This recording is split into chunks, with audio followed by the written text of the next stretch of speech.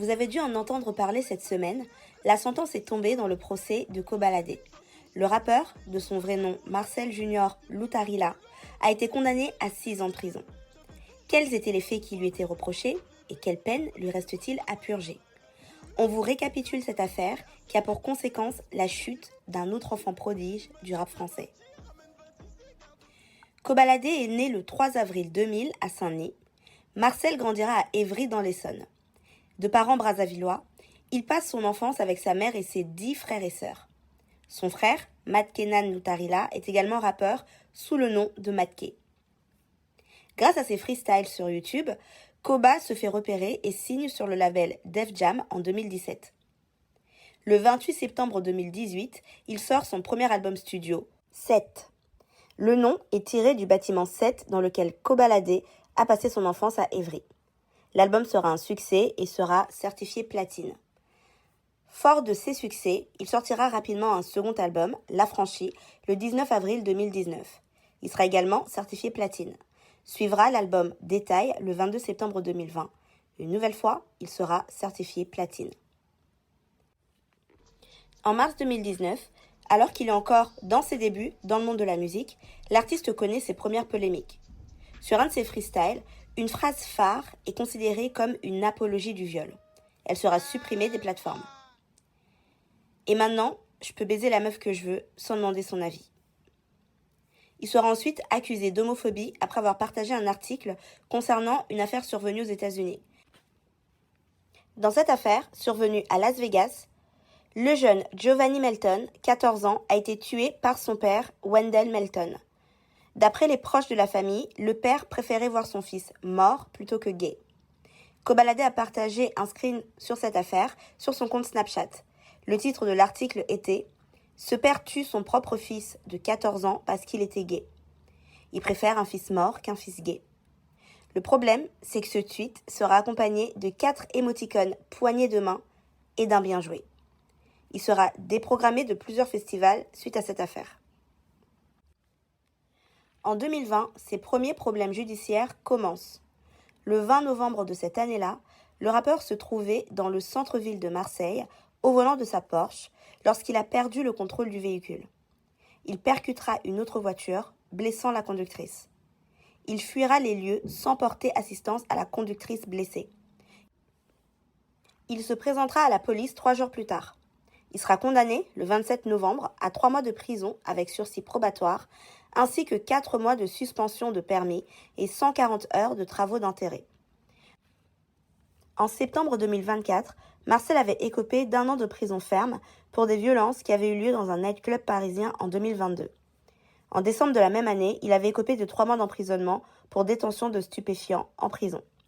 Pour finir, avant de parler de sa dernière affaire, le tribunal de Melun l'avait condamné à de la prison pour violence sur son ancien manager. Son nom a également été cité dans l'affaire de l'évasion de Mohamed Amra. Le rappeur est donc habitué à passer devant la justice. Le 10 septembre 2024, il est presque 23h quand Kobalade, au volant de son Audi RS4, roulant à vive allure, percute un poids lourd dans une bretelle d'accès à une station-service Total sur l'A86 à Créteil. 3 personnes seront légèrement blessées et une autre personne trouvera la mort. C'est William Dugbe, le styliste de Kobalade, sous le nom de William Christopher Johnson, qui meurt ce soir-là. Il se trouvait sur le siège passager du véhicule de Koba. Il venait de terminer le tournage d'un clip avec l'artiste Weshden. Le 12 septembre 2024, le rappeur sera placé en garde à vue. Le parquet de Créteil avait précisé qu'il était sous l'emprise de cannabis au moment de l'accident. Il sera finalement mis en examen et placé en détention provisoire. Les chefs d'accusation retenus contre lui sont blessures involontaires aggravées et homicide involontaire aggravé. William Dugbe avait 30 ans lorsqu'il a perdu la vie. William était papa de 2 enfants, âgés de 6 ans et 11 mois au moment du drame. Le jugement a donc été rendu ce mercredi 23 juin 2025. Les proches de William, ainsi que le père et la sœur de Kobalade et sa petite amie Weshden, étaient dans la salle. Le Parisien a couvert l'affaire, et voici quelques extraits. Le soir du 10 septembre, le rappeur et William s'étaient rendus à Jouy, dans le domicile familial, en attendant d'aller récupérer l'assistante de William, Tessa. Son nom a été modifié. Le père de William verra son fils pour la dernière fois ce soir-là. Le principal témoignage était celui de l'assistante de William. Elle avait eu une ITT de 120 jours après l'accident. Selon le Parisien, la jeune femme a témoigné que Koba roulait en zigzagant à plus de 200 km/h sur l'autoroute A86 Sud. Elle avait déclaré au juge d'instruction que le rappeur aurait tourné une vidéo du cadavre de William Dugbay. Weshden, la petite amie de Koba, les aurait eus en sa possession. Elle déclara également que l'entourage de Koba a essayé de lui faire changer de version, notamment par l'intermédiaire de Weshden. Selon l'expert appelé à la barre, c'est la vitesse excessive qui a conduit à la mort de William. Koba présentera ses excuses aux proches de William, déclarant avoir perdu un de ses meilleurs potes. Selon lui, c'est en donnant un coup de volant pour éviter un véhicule qui se rabattait sur lui qu'il a provoqué la collision. Il déclara qu'il ne cherche pas d'excuses et qu'il est fautif de A à Z. Il a également assuré ne pas avoir consommé de cannabis ce jour-là. Il déclare que s'il a été contrôlé positif, c'est parce qu'il avait passé la journée avec des personnes qui en avaient consommé. Pour sa part, toujours selon ses dires, il n'avait bu qu'une bière vers 14 h le jour du drame. Mais selon le chauffeur du poids lourd, juste après l'accident, Koba lui aurait demandé de dire que c'est lui qui était au volant du véhicule. « Tu diras que c'est toi qui conduisais, frère, car moi j'ai bu, frère. » Ce que réfute Koba. Toujours d'après le compte-rendu du Parisien, le père de William ainsi que sa sœur et son frère passent à la barre. Quand le père de William, Luke Dugbay, déclare qu'il commençait à apprécier Koba, sa sœur, Sarah Dugbay, est plus remontée, déclarant que Marcel est un danger public et qu'il doit aller en prison. Enfin, le frère réclame que Kobalade dise la vérité, qu'il dise exactement ce qui s'est passé ce soir-là. C'est lui, Thomas Dugbay, prévenu par l'assistante de William, qui avait dû annoncer la mort de son frère à la famille. Enfin, c'est Lauriane, la fiancée de William, qui témoigne. Elle raconte comment ce drame a changé sa vie, comment ses enfants sont traumatisés. La petite fille qui est inconsolable, le petit garçon qui a fêté sa première année de vie sans père, et la fête des pères sur la tombe de William.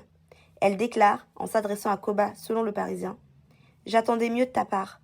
J'ai longtemps attendu. J'attendais de la considération, de l'humanité. J'aurais aimé que tu montres que William ne s'était pas trompé sur toi, que tu n'étais pas celui que les médias décrivaient. J'espère que tu n'oublieras pas que tous nos choix ont des conséquences qui peuvent être irréversibles. » La Cour rappelle ensuite quelques incidents concernant Koba depuis sa détention. Des téléphones et du cannabis auraient été retrouvés dans sa cellule. Il avait également posté une vidéo sur X montrant que le frigo de sa prison était bien rempli. Ce comportement avait d'ailleurs particulièrement choqué la famille de William, comme l'a rappelé la sœur de ce dernier. Le permis de visite de Weshden avait été annulé parce que Koba aurait communiqué via le téléphone de cette dernière concernant l'affaire Amra. Le procureur finira par requérir 7 ans de prison contre Kobalade avec un maintien en détention. La justice tranchera et Kobalade est finalement condamné à 6 ans de prison avec maintien en détention.